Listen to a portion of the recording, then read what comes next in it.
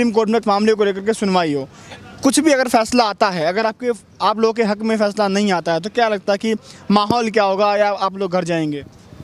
देखिए जी, फैसला सबसे पहले तो ये बताएगा कि सुप्रीम कोर्ट की खुद की अपनी मनस्थिति क्या चल रही है और वो इस प्रॉब्लम को किस एंगल से देख रहा है। मैंने शाहीन बाग में भी कहा था कि सड़क की चिंता नहीं, कॉन्स्टिट्यूशन की चिंता करो। अब भी मैं ये कह रहा हूँ कि सड़क की चिंता मत करो, बंद की और नुकसान की चिंता मत करो। हिंदुस्तान में मोदी से बड़ा बंद करने वाला कोई नहीं है। हज़ारों फैक्ट्रियों पे ताले लटकवा दिए उन्होंने, उनका कोई क्या मुकाबला कर लेगा। बिजनेस लॉस की मैं बताऊं तो करोड़ों तो नौकरियां चली गई। तो धंधे को चौपट करने के लिए अकेला मोदी ही काफ़ी है, तो इसकी चिंता वो ना करें। वो चिंता करें भारत के संविधान की। और कोर्ट के अंदर मामला है, मुझे कहना नहीं चाहिए, लेकिन हमारी नज़र उसके ऊपर पूरी तरीके से है कि सुप्रीम कोर्ट की मनस्थिति क्या चल रही है, वो इस प्रॉब्लम को किस एंगल से देख रही है।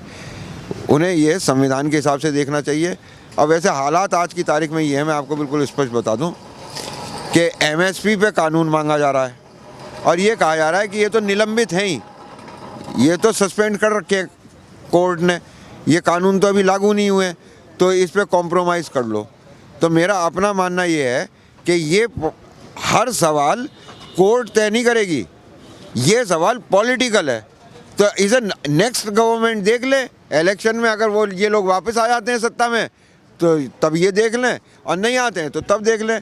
इस पर कोर्ट इस वक्त क्या फैसला करेगी।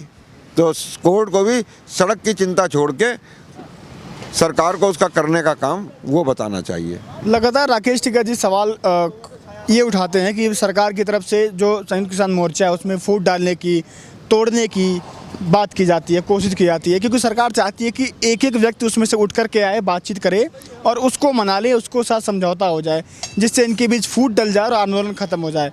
क्या लगता है कि ऐसे हो सकता है, सरकार कर सकती है? उनकी आशंका बिल्कुल सत्य है।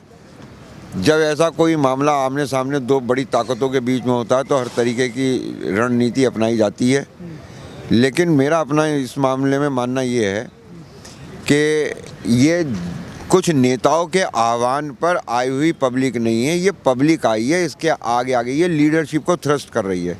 संयुक्त किसान मोर्चा या कोई भी नेता इनमें से अगर इस वक्त बिक जाएगा, बहक जाएगा, डर जाएगा, सहम जाएगा या किसी भी कारण से वो पीछे हटेगा तो वो ख़त्म हो जाएगा। ये लड़ाई अब उस मौके पे पहुंच चुकी है कि जहां से वापसी संभव नहीं है बिना क्लियर कट विजेता के। अब उसमें एक ही तरीका बच रहा है, MSP पे कानून बना दो सब फसलों के लिए और इनको एक पॉलिटिकल क्वेश्चन बताते हुए नेक्स्ट गवर्नमेंट के लिए ट्रांसफ़र कर दें। आप ये मानकर चल रहे हैं अब कि देश उस स्टेज से आगे निकल चुका है। अभी आपने मुझसे एक बात पूछी थी कि PIL डल रही है सड़क के लिए, इसके लिए, उसके लिए।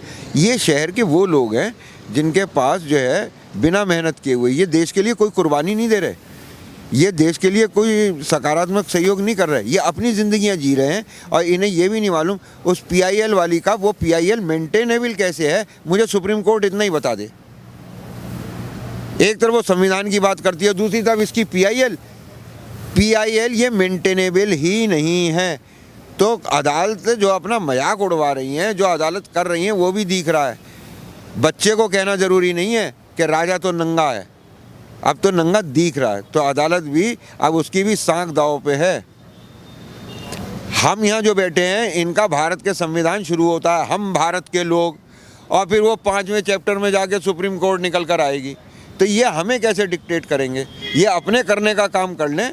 लोक कल्याणकारी संविधान के अंतर्गत भारत का सब कुछ बेचा जा रहा है, तब कोर्ट खामोश है क्योंकि तनख्वाह बढ़ गई, बच्चों का कैरियर बन गया। तो जितना कानून उन्होंने पढ़ा है ना, हर एक जज से हर कोर्ट में, इलाहाबाद से अगर कोई जज बनता है ना तो ये मान कर चलिए कि 100 उससे बेहतर पहले उसे रिफ्यूज़ कर देते हैं कि भाई हम वकील ही ठीक हैं। तो इन जजों को अपनी साख और जुडिशरी की साख को मद्देनज़र रखते हुए फैसले करने चाहिए, डिसीज़न लेते हैं और क्या इसके ऊपर, उसी के हिसाब से शाम को मैं आपको बता दूंगा कि अगला टाइम टेबल कितना है और क्या।